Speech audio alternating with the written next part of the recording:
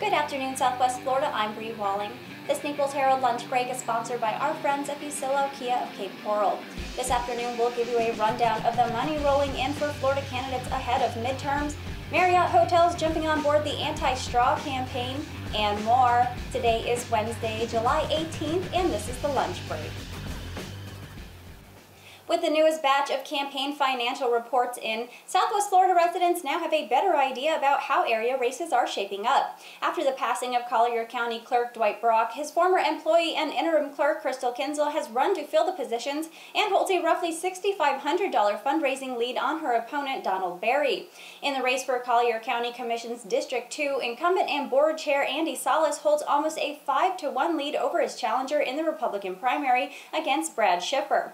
In District 4, incumbent Penny Taylor is approaching an almost 6-to-1 fundraising lead against her closest competition, fellow Republican Stephen Jorgen, while the Democrat in the race, Gary Petit-Dor, trails a distant third. Two Democrats are competing in a primary for the first time in recent memory for the chance to attempt an upset against the incumbent congressman for the 19th District of Florida against Francis Rooney.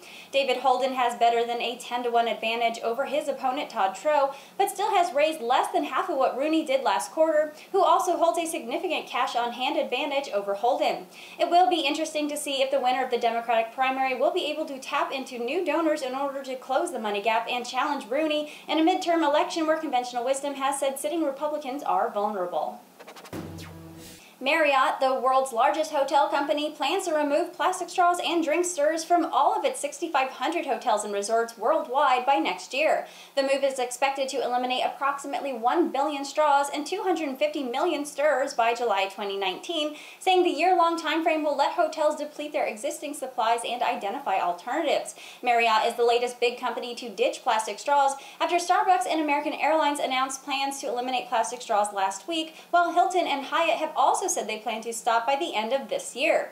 The push to ban straws gained traction after a viral video in 2015 showed rescuers removing a straw from a sea turtle's nose. Plastic straws are too small and lightweight to be easily recycled, and many of them wind up in the ocean. The JW Marriott Marco Island Beach Resort here in Southwest Florida was using 65,000 straws each month before it eliminated them in March, according to Amanda Cox, the resort's director of sales and marketing. Cox said the 810-room resort, which has 10 restaurants, now puts biodegradable paper straws in its pina coladas and sugarcane stirrers in its mojitos. It serves other cocktails and non-alcoholic beverages without straws, but will provide paper ones upon request. Cox said the move was a natural one on the island, which is a nesting ground for loggerhead sea turtles. The resort had anticipated that half of their patrons would request paper straws for the other beverages, but only about 20% have made that request. The European Union fined Google a record $5 billion for using the market dominance of its Android mobile operating system to force handset makers to install Google apps, reducing a choice for consumers. The EU alleged that Google went against EU rules when it required mobile phone producers to pre-install the Google search and browser apps as a condition for licensing Google's App Store. The ruling on Google caps an investigation that goes back at least 3 years. Regulators came out with a preliminary ruling in April of 2016 in which they said Google had market shares exceeding 90% in most European countries in the realm of licensing mobile operating systems. They said Google abused that share by forcing manufacturers to take its apps and by preventing them from selling altered versions of Android, which is technically open source software. Google said it would appeal and added that Android has created more choice for everyone, not less. The EU's fine is the biggest ever imposed on a company for anti-competitive behavior. And that was a lunch break for today. I'm Bri Walling. For your twice daily news fix, head over to the Naples Herald YouTube channel and subscribe.